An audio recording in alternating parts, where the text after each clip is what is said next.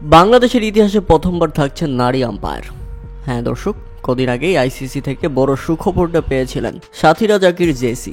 বাংলাদেশের প্রথম কোনো নারী আম্পায়ার হিসেবে বিশ্বকাপের মঞ্চে দায়িত্ব পালন করবেন তিনি।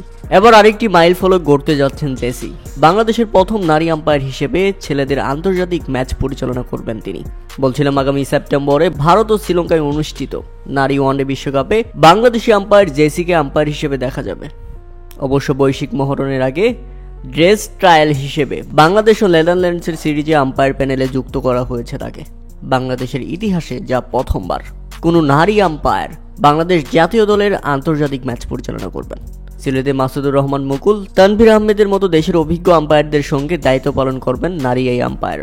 অবশ্য অনফিল্ড আম্পায়ার হিসেবে থাকছেন না জেসি। 30 আগস্ট প্রথম ম্যাচে জেসি দায়িত্ব পালন করবেন চতুর্থ আম্পায়ার হিসেবে। 1 সেপ্টেম্বর দ্বিতীয় ম্যাচে তিনি দায়িত্ব পালন করবেন টিভি আম্পায়ার হিসেবে। 3 সেপ্টেম্বর শেষ ম্যাচে অনফিল্ড আম্পায়ার হিসেবেও দেখা যেতে পারে তাকে। তবে দ্রুতই আম্পায়ার ক্যারিয়ার উন্নতি হয়েছে জেসির। ঘরোয়ার গণ্ডি পেরিয়ে জায়গা করে নিয়েছেন আন্তর্জাতিক অঙ্গনে। মেয়েদের আন্তর্জাতিক ক্রিকেটে অনফিল্ড ও টিভি আম্পায়ার হিসেবে 8 ওয়ানডে ও 22টি টি20 ম্যাচ পরিচালনা করেছেন 34 বছর বয়সী সাবেক এই নারী ক্রিকেটার। প্রিয় দর্শক, পুরুষদের ম্যাচে নারী আম্পায়ার, একজন আম্পায়ারের দক্ষতা বাড়াতে বাংলাদেশের এই উদ্যোগ আপনারা কিভাবে দেখছেন তা অবশ্যই আমাদের কমেন্ট করে জানাবেন।